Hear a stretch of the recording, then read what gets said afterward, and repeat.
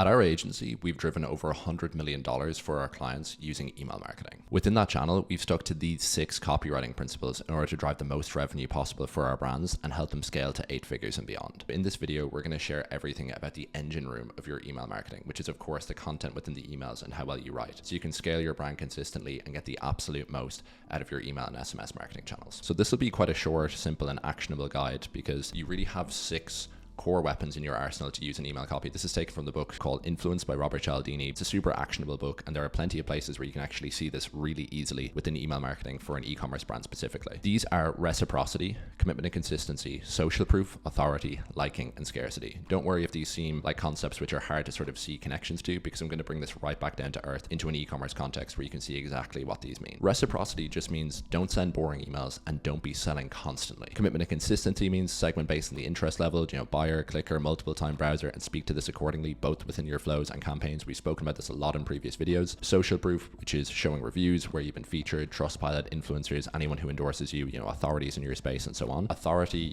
as seen in if professionals endorse you, is there, someone who's very authoritative in their space who endorses your brand or is actually a face of the brand. That would be a great application of that. Plenty of brands out there like that. Liking, you can use a character in your emails, use some humor, make the emails fun and engaging. And then scarcity, so directly call out if you have low inventory levels, use countdown timers and do it in quite a tasteful way from time to time. So we have our 6 principles, we've brought them back down to earth here. Let's go into exact specifics and exact examples of how you can use all of these for your brand today. Think about this. If a brand was constantly annoying you every time they contacted you, would you want to buy from them? I would guess you probably would not want to buy from them, and you definitely want to avoid being that brand once you think about that. A good rule that we like to use is to have more content heavy sort of evergreen email campaigns 4 times out of 5 than have a direct sales email 1 time out of 5. I even think that's fairly high, but this is just a good standard to shoot for, to not be constantly annoying people. Some good content based campaigns here. We have the myth about your industry. Let's say something all of your competitors engage in that you don't engage in. We have showing off good press, so let's say publications you've been featured in and so on. Showing off UGC, so customers who've actually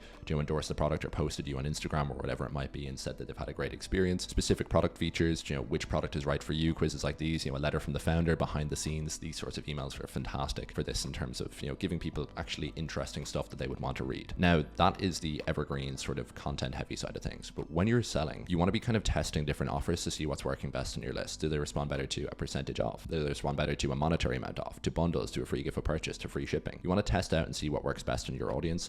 Sometimes the most simple offer is what works best. We probably see on average that percentage off offers are generally the strongest for all of our clients, but definitely test around here because we've seen many cases where some lists love getting free gifts, they love bundling up, they love feeling that they're saving by adding multiple things into their cart. So just be cognizant of that, but generally simplest does work best. So normally percentage off is very strong here. We then have commitment and consistency, which is using segments properly and also splitting up your flows based on if someone has purchased before or not, consistently speaking to that loyalty that they've actually shown to the brand and not speaking to them like they're a new customer, speaking to them like they're someone who is coming back to purchase from you again. Here we had a browse abandoned email that sends to people after they click without purchasing. It actually shows third-party lab testing that this client does. So at this point, it's trying to build up that trust. We're like, hey, we saw you were checking us out, so we're going to send you this email here, which kind of shows off more sort of trust building elements, which is that we're third-party lab tested, our products are super clean. Especially with this demographic, they're people a bit older. They need a lot more, I suppose, to trust the brand. Especially with this demographic, these are people who are a bit older. Sometimes you need to build a bit more trust in order to actually drive that sale. So this would be a great example of commitment and consistency. Other great examples are, let's say, for people who have purchased before in an abandoned checkout flow, you can speak about how you want them to come back to the brand rather than try the brand for someone who's never purchased before. Similarly, within a browse abandoned flow, an abandoned cart flow, an abandoned checkout flow, these have commitment and consistency built into them because you're bringing someone back to the fact that they have been checking out the brand and haven't purchased. So you're kind of saying, hey, we know you want this, come back, check it out again. That's why those flows actually convert so well. Of course, people have high intent, but you're speaking a lot to the commitment and consistency bias here also. We then have social proof. You want to use testimonials like the ones below as often as humanly possible. And oftentimes the less polished the customer testimonials are, the better. So we can see here a really strong review for a brand here, which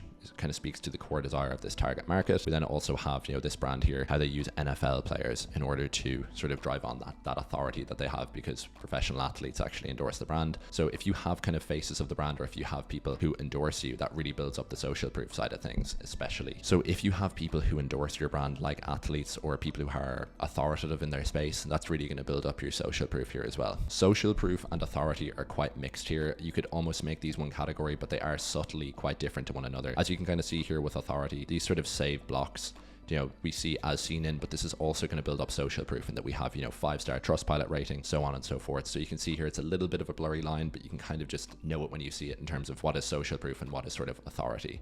Here is far more authority than it is social proof in terms of this skincare brand using a resident dermatologist on board to show that their products are specifically formulated, that they don't use any rubbish ingredients in their products, and that they are different to their competitors. So that's another way you can do that if you have someone who is kind of a face of the brand or someone who is an authoritative figure for the brand. Really, really good thing to do as well. Any way you can do this with social proof and authority, try and fix it into your emails, just like you see here in terms of the publications we're in, that Trustpilot rating. It's something that's just going to slightly increase your conversion rate over time because you have that fixed in every single email. No reason not to do it if you have, let's say, a great Trustpilot rating or even featured in certain publications. It is going to help your brand. We then get down to liking. So oftentimes we use a character, which is extremely impactful. We actually get a lot of people responding to our clients' emails saying, hey, thanks David or thanks Sophie for your email, even though it is a fictitious character, but it is something that happens because people like to buy from people. They like to feel there is a human behind the screen and it's not this big unapproachable brand like you would often get with a lot of e-commerce brands. Speak about this a lot post-purchase in terms of liking, of thanking people genuinely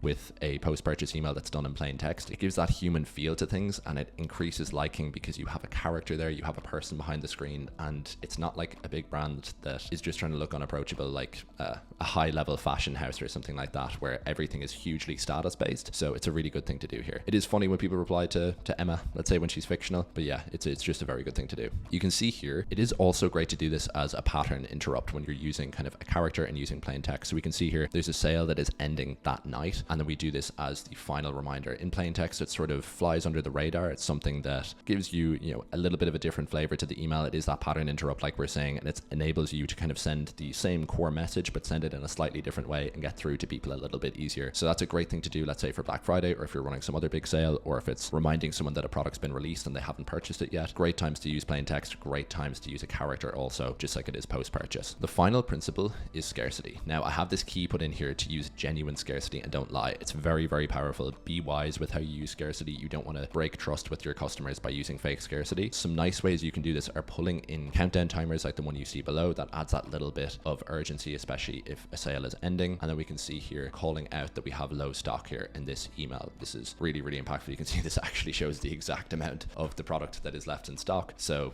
that's a really good thing to do as well, of just calling out when you have low stock levels. This is something that you can just do as a normal campaign if you are running low on something and you like to clear it off without having to put it on a clearance sale or something like that. Just send that out to your list, and that will drive a lot of conversions because it's inherently baked into the email that this is something that other people want, or else it wouldn't be running out of stock. So we come back to these 6 here, and I actually challenge you to think of how you can work these into every single email that you do. We have authority and social proof, which are easy to put into every email because we can use fixed blocks in the footer of our emails. But I hope you can see that you can use any one of these principles in nearly every single email that you send. If we're using commitment and consistency, could we send a campaign to previous buyers and let's say do a replenishment campaign? Are you running out of your product if it's something that is consumable, or do you want to complete your look if it's something that's in fashion? How can we build in that commitment and consistency of saying, hey, we know you loved our products once, maybe you like them again? Perhaps even with commitment and consistency, you could do an SMS list growth campaign to your email list and say, hey, we figured that because you like getting our emails, you'll probably like getting our text messages as well, and push a ton of those people onto your SMS list, which is going to enable you to convert them and get through to them in busy time periods like Black Friday. So they'll definitely see your SMS. Liking.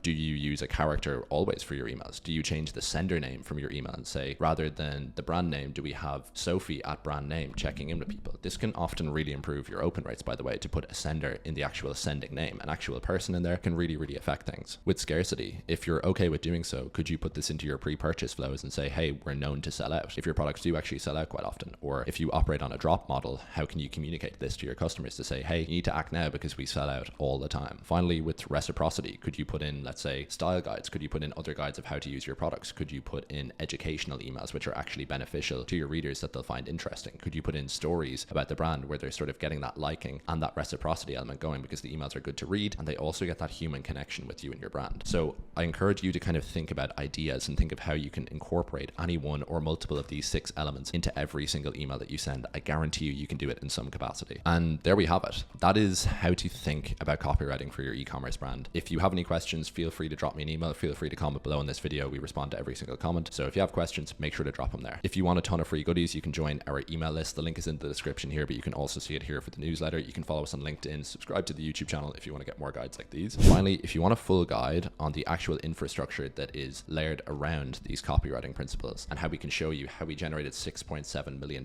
for 3 of our clients in just a 12-week period, you can click on this video right here. I'll see you there.